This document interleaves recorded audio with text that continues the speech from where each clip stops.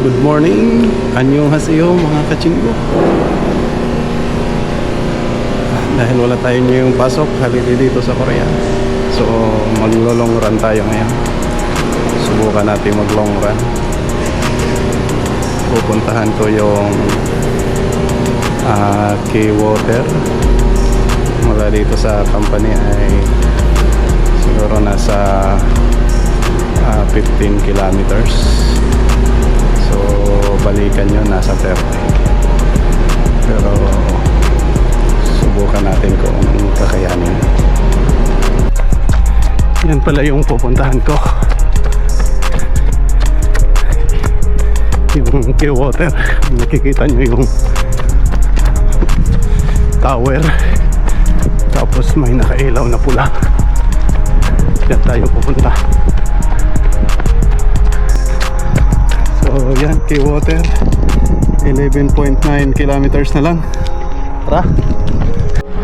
Ayun, 11.1 na lang. K-Water 11.1.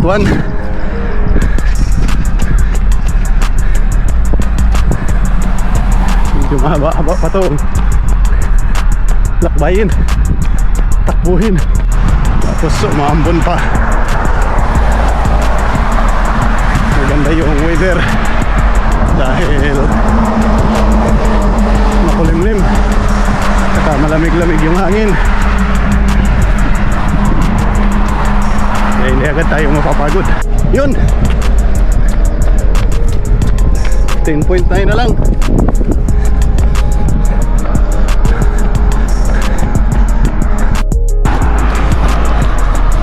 Yun, nasa ano na tayo, 9.4 na lang yung K-Water. Tara. Yun na, lumit-lapit na tayo. Medyo klaro na yung papuntahan natin, yung tower na yan. Pero umaambon na, pumapatak na yung ulan, pero mahina pa naman. Yun o, basa yung dinadaanan, basa yung kalsada. Yun, 8.7 kilometers na lang.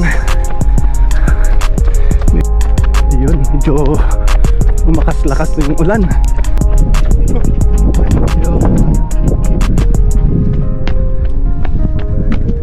Yun, pinatid natin yung Koreano. Malapit na sa Kiwi Pool. Diyan pala yung daan papuntang Wave Park. Wave Park.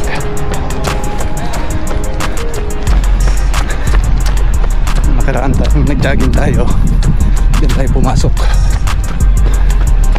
So, dahil iba ngayon yung pupuntahan natin, so dire-diretso lang. Malakas yung ambon. Wala na to, hindi na ambon. Naisip ko kung sisilong muna ako. Huwag na, diretso na. Ayun, buti na lang nawala yung ulan. Nawala yung ulan, pero hindi tayo sumilong kaya basa na tayo ng pawis at ulan. Hindi ko alam kung saan ako pupunta nito, kasi malapit na tayo. Yan, nakikita ang tower, yun yung pupuntahan natin. Hindi ko alam yung daan. Yun, papunta na ako dyan, pero nakabike ako ng patrap. Medyo matagal-tagal na yun.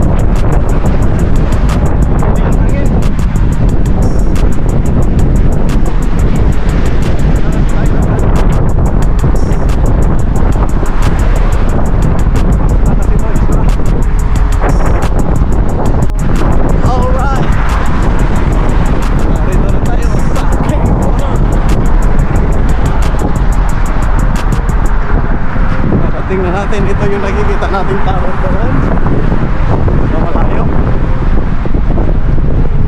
Yan, marami na natin kumarating. Yan, nakasolar yung buong wing.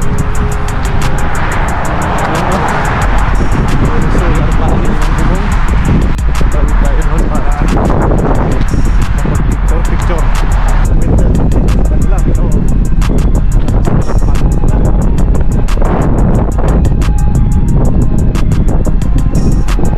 yun, solid ang pagod natin. So kukuha muna tayo dito ng mga ilang footage bago tayo uwi pabalik. Dito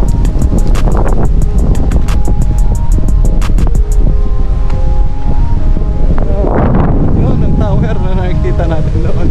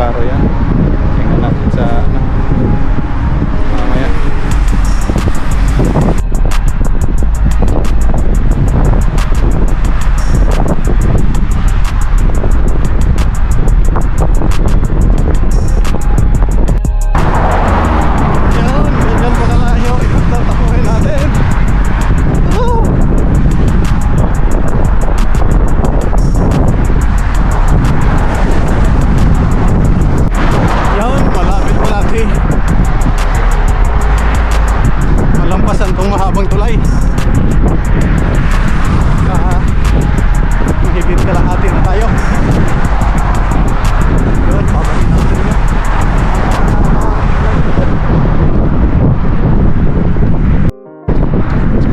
Yun, lampasan na natin yung mahabang tulay. Pagod. Tayo. Kalahati yung tatakbin natin.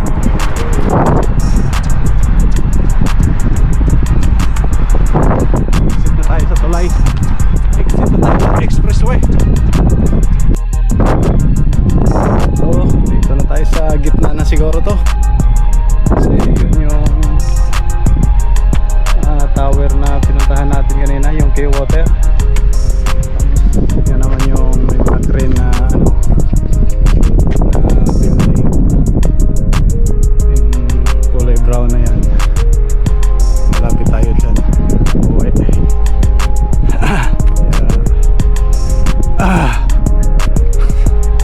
Pero marami tayong stopover kasi uminom tayo ng tubig. So naka ano na tayo ngayon, 21 kilometers. So masakit na sa paa. Hindi na kaya, pero kakayanin. May na titira pa tayong nasa 5 kilometers pa siguro bago makarating sa bahay. Yun.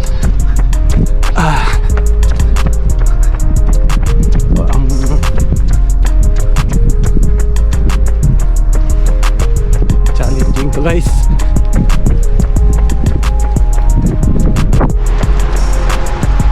Yun, malapit na tayo sa Bandal Park. Ay, ang narating natin. Yun, kita sa likod. yung K-Water, yung tower doon sa likod.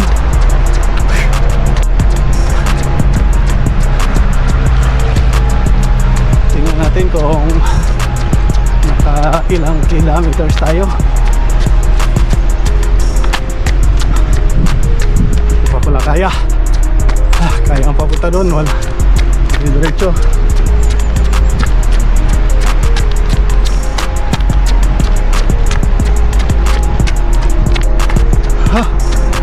Yun, 24 na tayo.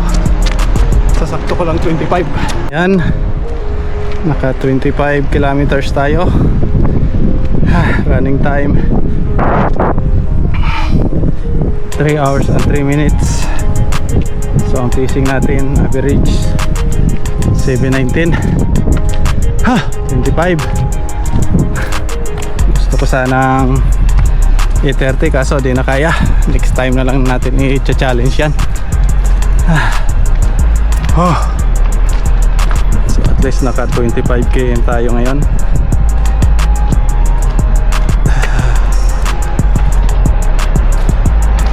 Pero hindi ko pa kaya talaga. More practice pa. Kasi yun, ano pa yung error pa yung ano natin. So papaalam na ako sa inyo guys. Yan ang tinakbo natin, oh. Tower doon na mataas. Yan ay K-Water, isa sa source ng electricity nila, tidal power. Kaya dito, ito yung pa natin, malapit na tayo sa bahay. So 25 kilometers tayo. Tayo ganong pinawisan dahil malamig ang panahon, maambon kanina. At nung papunta tayo dito 13 papunta tayo doon 13 kilometers, walang tigil yun, tuloy-tuloy. Pero nung pauwi na,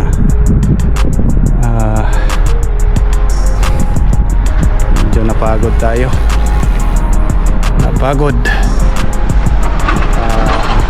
so lakad na yung iba, kaya natagalan tayo. Hindi pa kaya ng pako, kaya ng otak, pero di kaya ng paa. Okay, paano? Bye bye, see you in my next run. Anyong hikasiyo mga chingo, bye bye.